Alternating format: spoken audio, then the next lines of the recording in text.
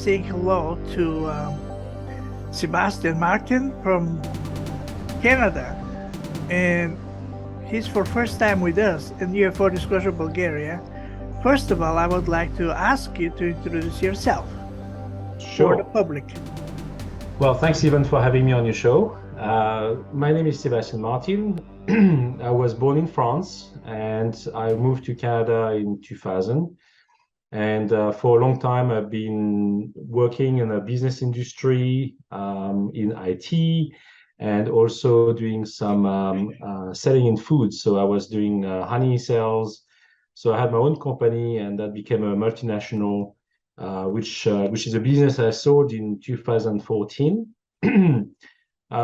My experiences basically to do with the consciousness started when I was pretty young, but I kind of ignored it. Like I used to see UFOs and even like shadows. Like basically, there were ghosts that were traveling in my living room and stuff like that in my house. But I never really paid attention to it because my my life was not around those beings or those events. I was more focusing on my day to day, and I was not really paying attention to that. So it never really startled me, but I kind of accepted it as reality, which is interesting. I went to school in France. I went to the army in Germany, but I was in the French army in Germany. And then I moved to England, met my wife, my future wife in France, but moved to England. And then after that, we moved to Canada in 2000, like I explained. And when my my wife became pregnant with my daughter, I started to see more events. Like I was seeing I had remote viewing experiences for different events that were completely random, like I had no clue about. And I even saw my own child, like my own daughter, at the age of 20 years old, when she was still in the womb of my wife. And at the time, we didn't even know the sex of the baby, but I started describing her how she was going to look like. And later on in life, I also did the same thing for my son. And I even told my wife she was pregnant with our son. And, so it was kind of interesting too. So that's basically my life. I've been, in the food industry for a long time, for over 10 years. I'm still involved in the business, but as a director. And since my interviews, I've been interviewed many times over the years. And I got some attention from various people in the government agencies, and they started paying attention to my stories based on the events I started to describe. And so they want to find out how I knew about these events, and especially about the details I was describing on the radio shows. And for me, it was very innocent at the time because I was not really caring about my safety, or I was just only telling the events as I was seeing them. So that's basically how it all started for me, and where I got involved in the remote viewing programs or different missions I got involved in for the last years. That basically came from one agent overseeing my interviews and my Facebook profile even, and following me and finding out exactly what I was saying. And one day I was able, so that was back in 2014, I believe. And in 2014, I started to contact that agent who was following me on Facebook. And I sent her a random message and I said, I know what you do and your life is in danger. And that person is Elia Casey. She's now out of the service, and she actually wrote the introductions for my book that I wrote back in like 3 years ago. And she kind of described all of the remote viewing sessions that we did together. And there are certain things that are still classified that she could not talk about, but she was saying that all the stuff I've been doing were accurate. And she was not a believer at the beginning, but now she is. Okay, so you said that you helping with police or some of these law forces with some cases with kidnapping in and Yes. murders. Yeah, How well, how how police in this agency they I mean how come how they trusting you to do that? well, first of all, no, I did not start with the police. I did some missing children's cases in the past, which I volunteered because some friends of mine, like, we have friends in common, and those people reach out to me and say, "Can you help?" Like, they have the contacts, and so they put me in touch with the authorities or different organizations to help them out, and that's what I did basically over the years. That's not the bulk of my work. I did some work with physical agencies, like government agencies, like Department of Defense, like the Department of State in the U.S. So I worked on missions to do involving the military and some agents like overseas. So helping agents overseas, looking for missing agents, those kind of things. Um, you know, I, I've been helping on different missions, like Arya said in the book. Um, there was one ally in the military that was in Turkey at the time, and I knew that the guy was a double agent. So I told Arya that she should not trust this guy, and she said there's no reason why we should not trust him because he's an ally, he's a friend. And I said no, he's not. Like I can read his mind. So I described a meeting that Arya was in Turkey, and the guy in particular was right in front of her, and they were all smoking cigars. Arya was not, but all the men were smoking cigars in the room. And I was able to describe the meeting that happened 3 days prior to when I talked to her, and she was able to confirm that meeting. And I described the man in person, the hairy man in front of her, and from her point of view, so I was able to see the whole event from her eyes and looking at this man. And while looking at the man, I was able to jump into his mind to see what he was thinking, and it was not pleasant. So it was something targeting Alia, and I said, he's basically targeting you, or he wants to put your life in danger somehow.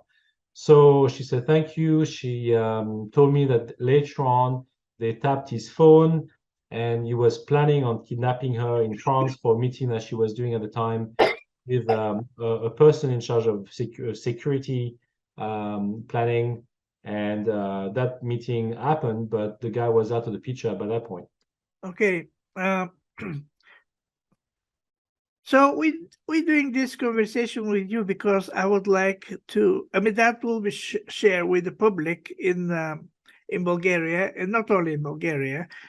Uh, Looks like the American government and the other agency, they taking this your ability very seriously, Mhm. and looks like they are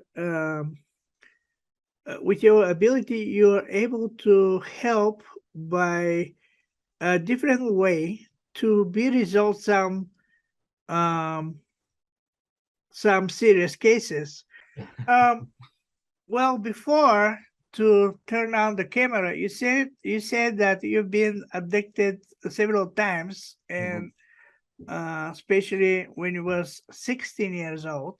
Mhm. Do you remember anything about this abduction, For or sure. they clean erase your memory?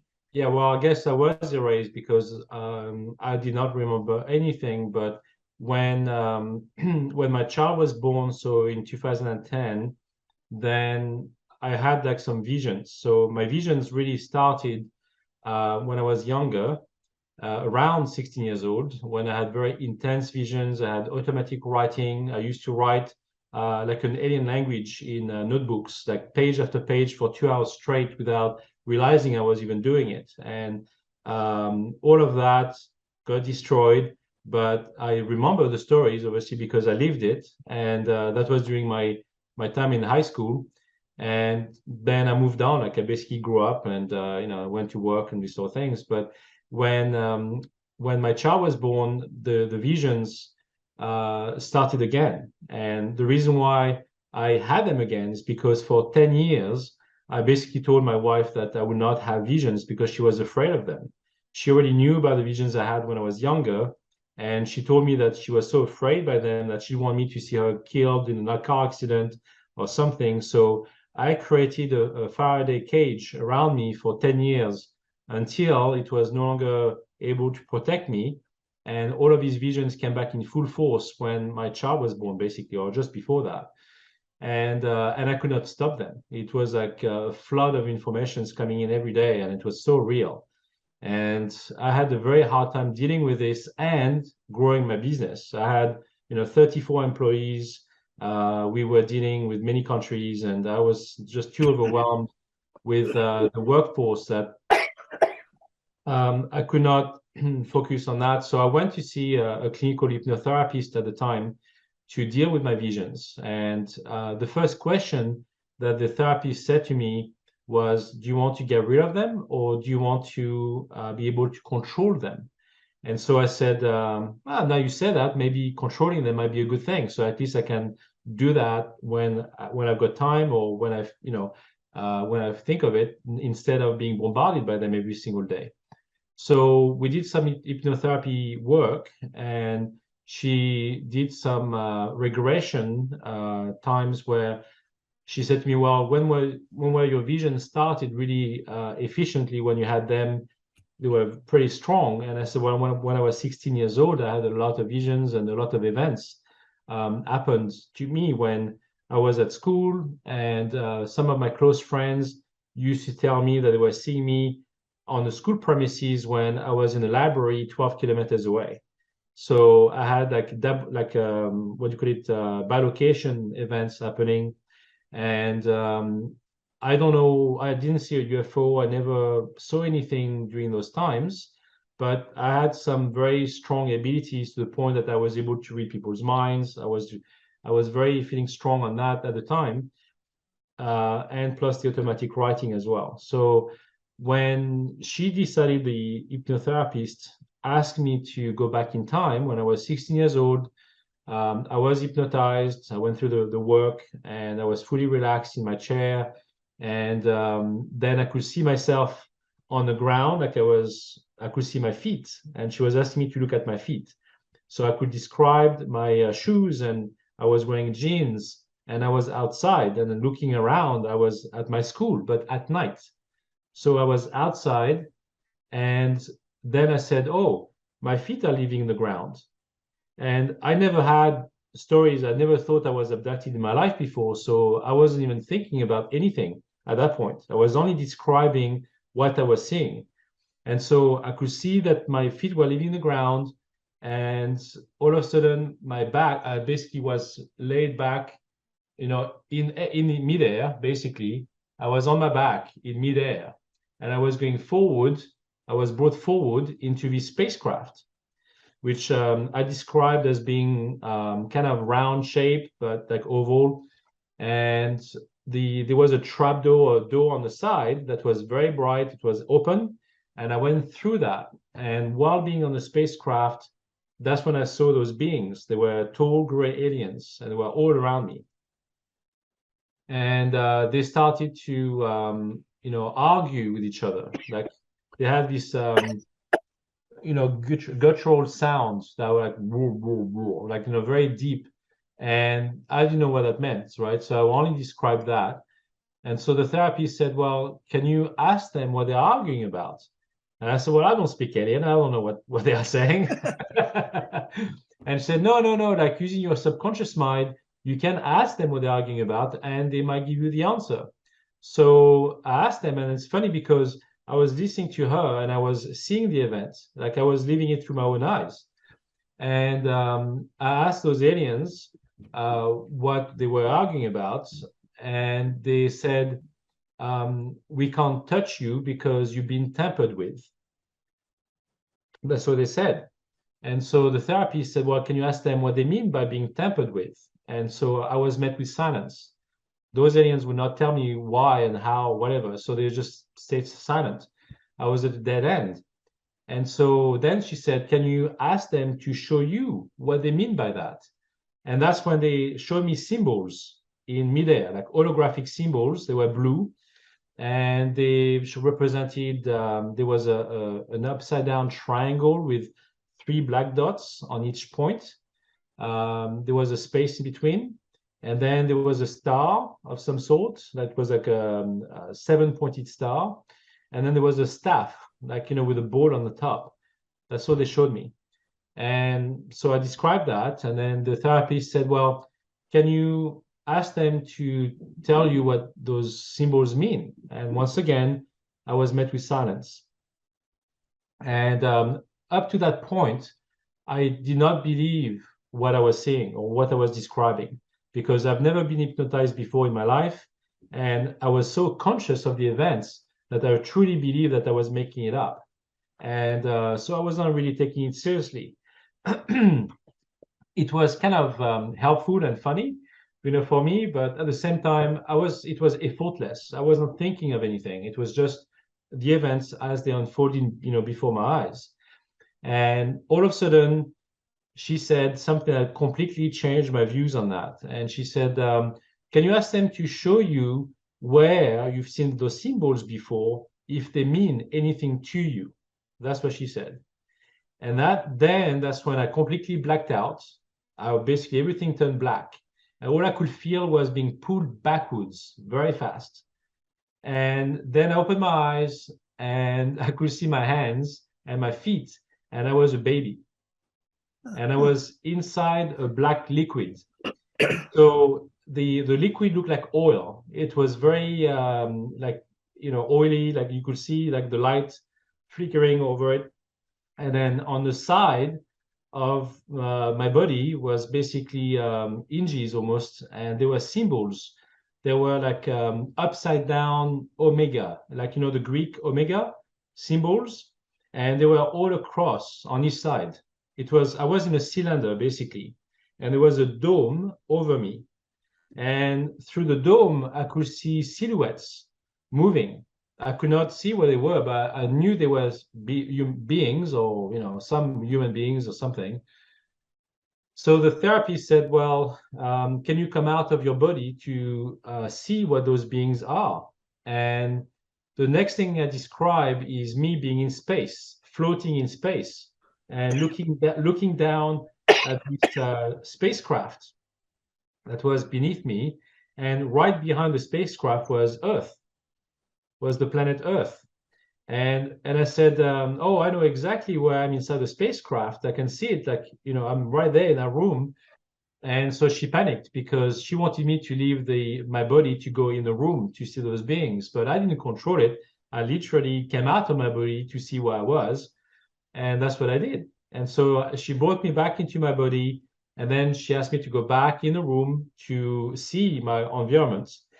And I could see the cylinder case where my body was, and I could see those beings that were basically now what I call Pleiadians.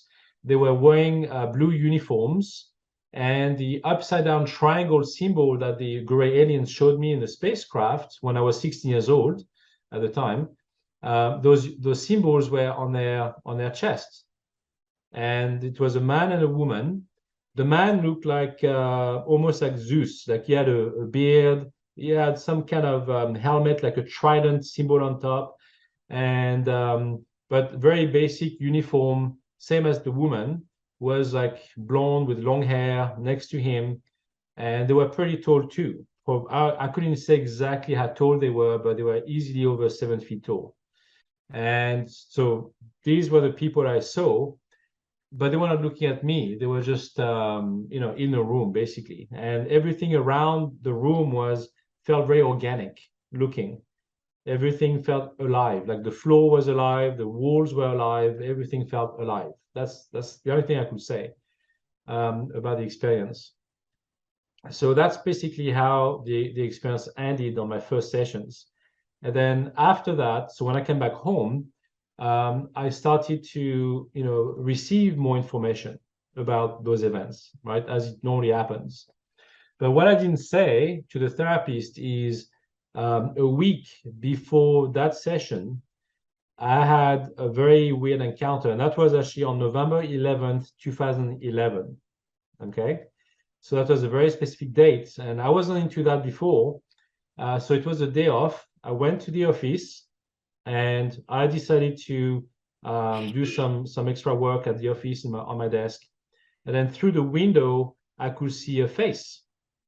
And that face was the face of a human being that looked like with like high cheekbones and big eyes. And that face is the face I saw in the morning when I woke up. So it was in my dream. And he stuck with me. So I could see a bust. And that's what I could see. And the being was looking at me with a big smile. He had like bright teeth and this perfect smile. And very forced as well, at the same time. He looks forced, like it was not natural. But that being stayed with me for the whole day, and I had no idea why. So after dinner that day, I decided to sit down on my sofa and meditate to find out exactly where this all came from and what I could extract from that. And as I did that, I could feel that while my eyes were closed, I could feel an energy field going all around me, circulating around me. And then it stopped. So when it stopped, I kind of opened my eyes, and the being that I was seeing in my dreams in the morning and that I saw all day in my field of vision was standing up right in front of me in my living room, like physically. He was there, he was solid.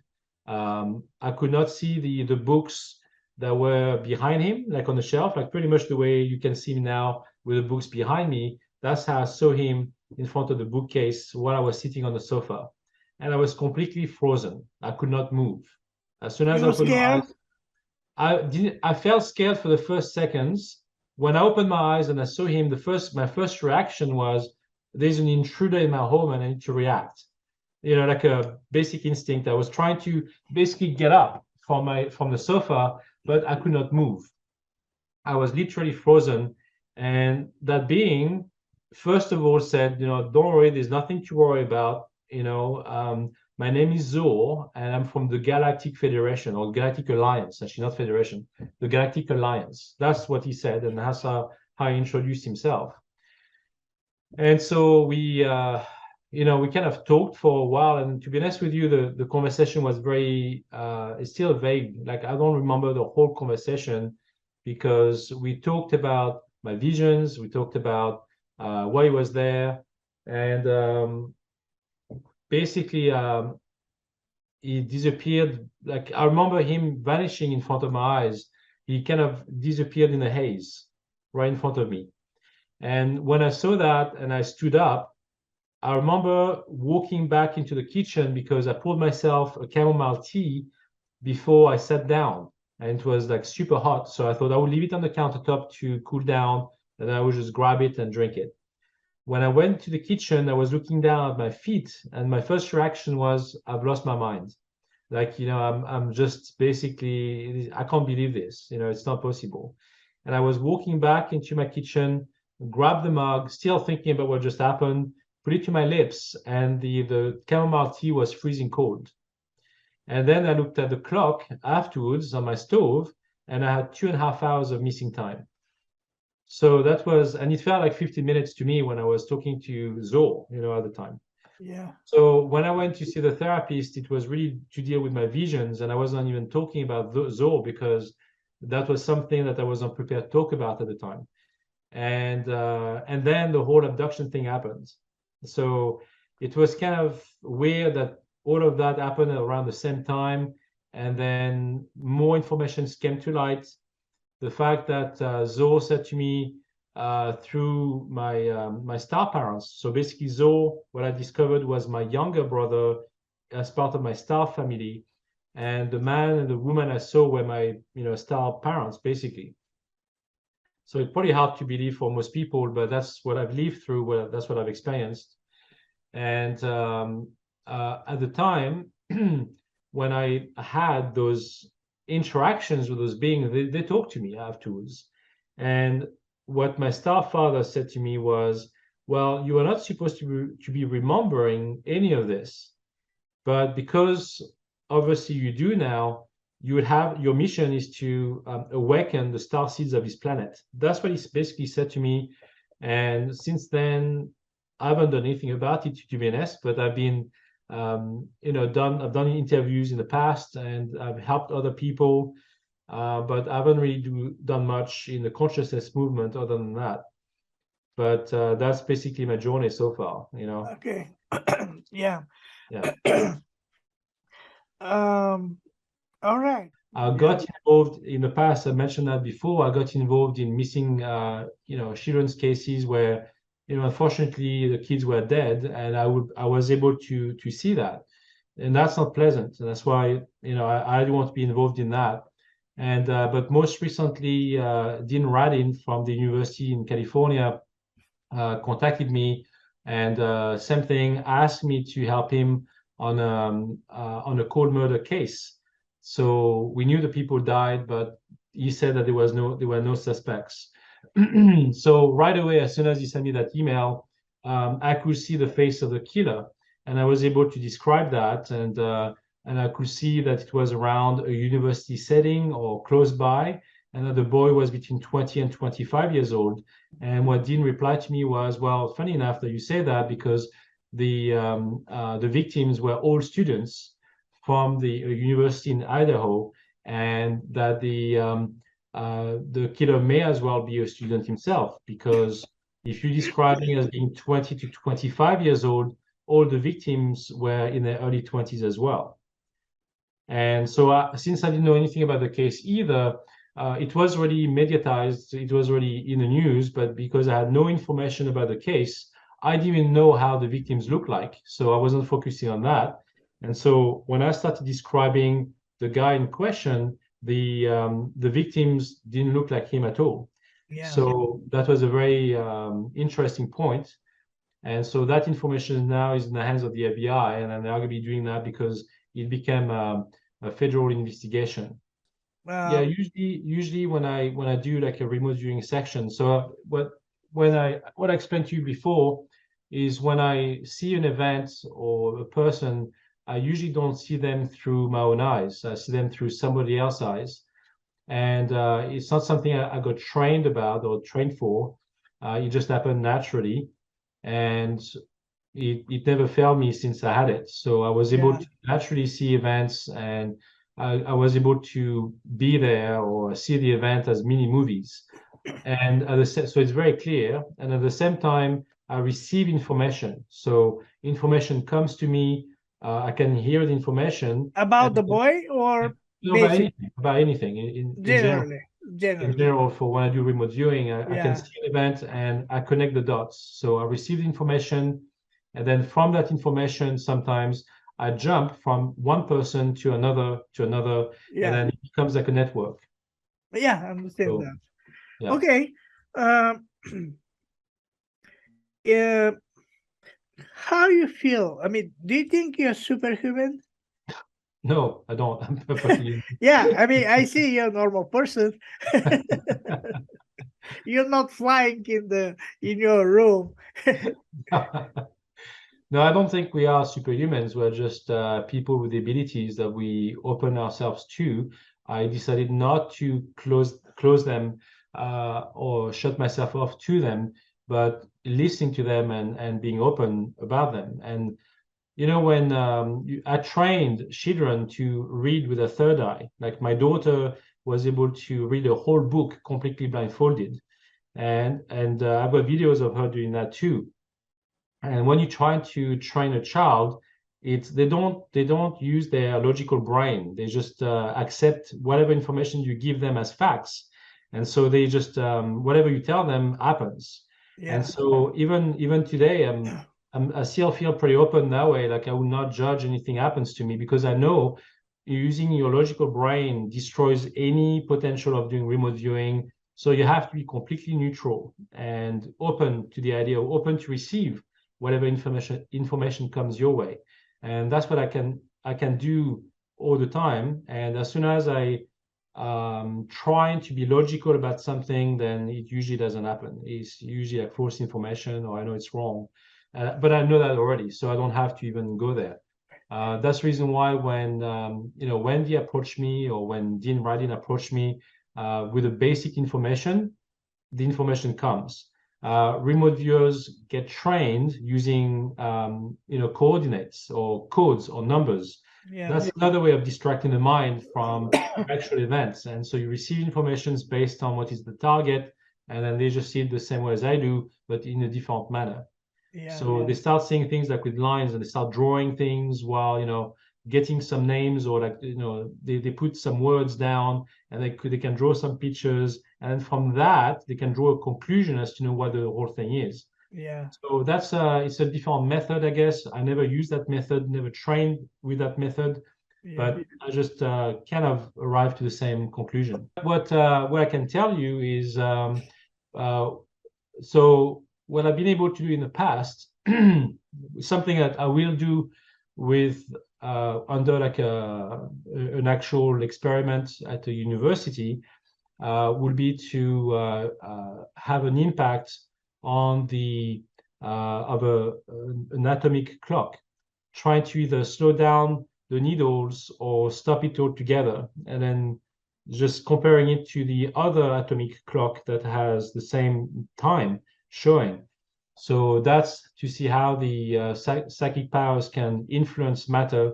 So you can understand that in the past some people did that for military reasons, and that's called remote influencing. Yeah. And I don't do that. I don't want to do that because for military purposes it's very nefarious and negative, and I don't want to do that. Never wanted to do that. To me, it's like cheating. It's like you are trying to use your psychic abilities to win the lottery numbers. And if you try to do that, you might as well just like forget your powers, because whatever you have would disappear. That's what I Yeah. believe. Yeah. Understand. So same with remote influencing. Like I don't want to do that because it will still have an impact. I'm trying to do good. Like I've been using my psychic abilities to help people to do good, not to do bad things. Right. So that's my whole intent. Otherwise, I might as well not do anything. I can just stay home and focus in my life and not help people. So the only reason why this drives me is to really help people mostly. Yeah. You mentioned that you're receiving messages from ETs. What kind of messages actually they're providing to you? Well, I mentioned that my star family said that they wanted me to awaken the star seeds of this planet. It's a Yeah. very broad agenda, and Okay. I still don't know to this day what is the directory, whatever. Like I don't have a book or instruction manuals to tell me how to do it. So I don't know. I mean, basically, maybe this is part of it. Maybe just by sharing my experiences with other people is enough. Like I said, I've been working with people like young kids to help them read with a third eye. There's a flip coin to that equation too. Like when you try to teach a child to use remote viewing or using a third eye for basic reading, like reading a book right up close. Um, at first, it's fine, but what you will discover down the line over time is like those kids become different from the rest of their classes. And my daughter is a prime example of that, because while she was very good at doing this, um, I had like 10 volunteers, so 10 parents who decided to bring their own kids from the same school to do this third eye reading session with me. And they witnessed what happened, and they all believed it. Like they could have not ignored it. But unfortunately, what you see is that those kids, as they get involved into the school systems, they get criticized and ostracized, those almost from their belief systems or their psychic abilities, and therefore they themselves shut themselves down and they don't want to do it anymore.